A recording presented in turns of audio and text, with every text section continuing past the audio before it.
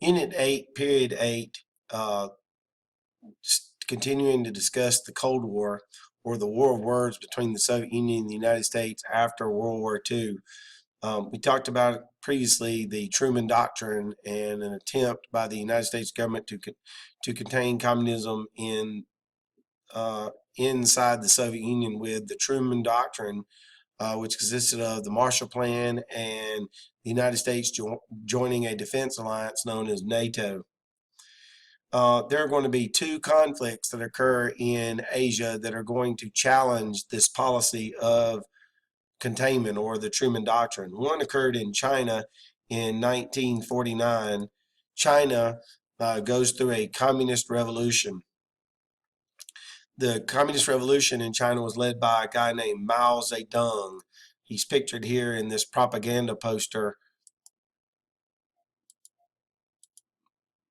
Mao Zedong led a rebellion of the poorest Chinese in the country against the nationalist leader of their country named Chiang Kai-shek.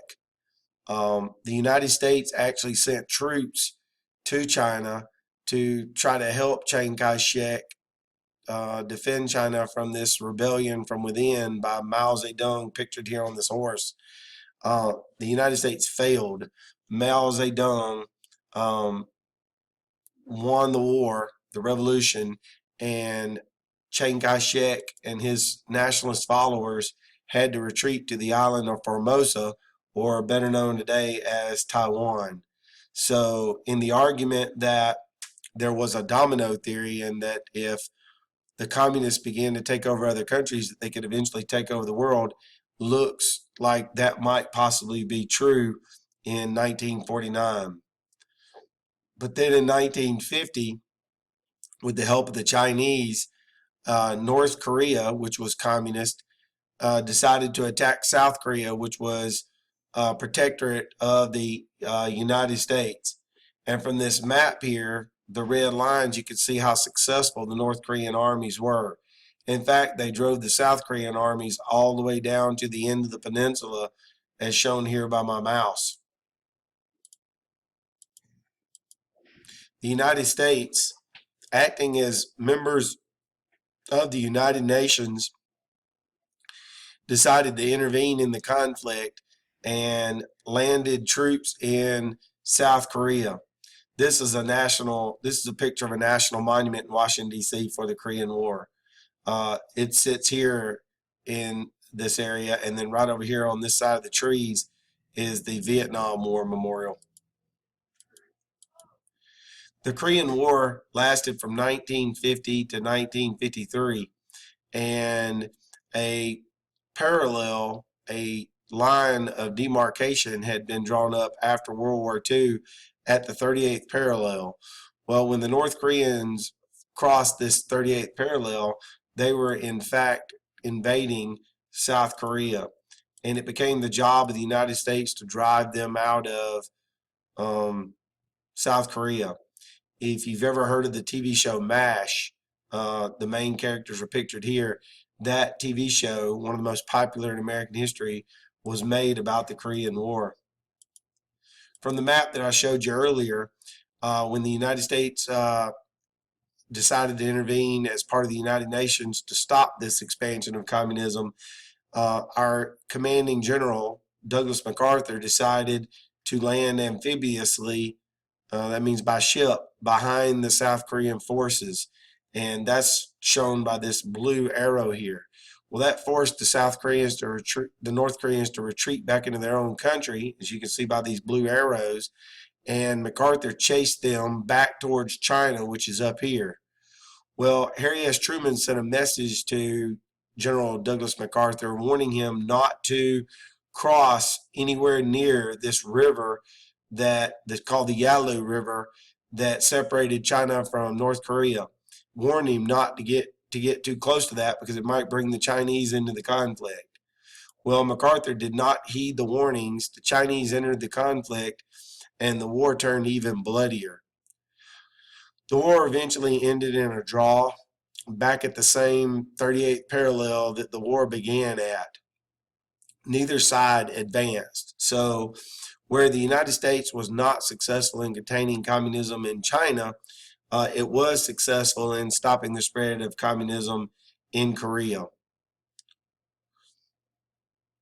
One other contribution while we're here for President Truman is an important event during the Korean War was that President Truman integrated the United States military.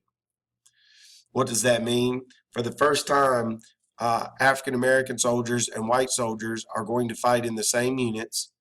For the first time, white soldiers may be led by African American officers, and they're going to eat in the same kitchens, same facilities, and they're going to sleep in the same facilities, go to the bathroom in the same facilities, truly integrated. While at the same time, this is going to be the first time that women are going to be professionally integrated into the military and have rank and have positions. So it's going to be a true integration of the military. One of the challenges that occurred during this time period to American attempts to contain communism was by a man named Joseph McCarthy.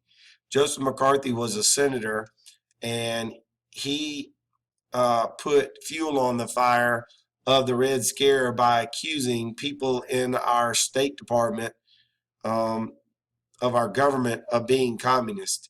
This is a picture of him in front of a committee hearing on national television with a list of so-called suspected communists in our nation's government, specifically in the State Department.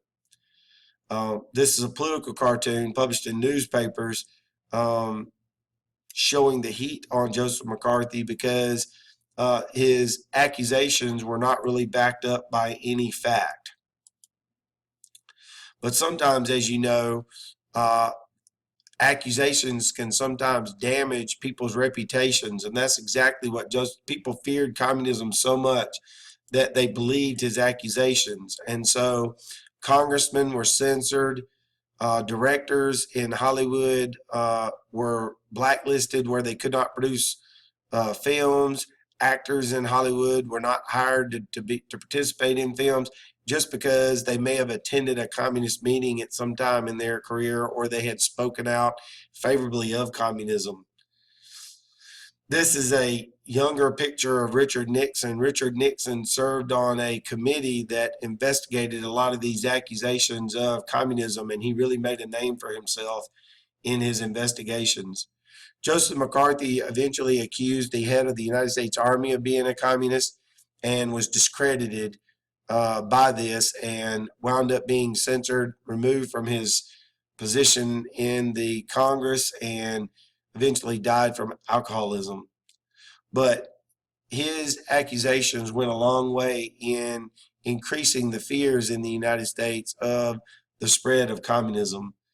This concludes Unit 8, Period 8, Section 1, attempts by the United States to contain communism.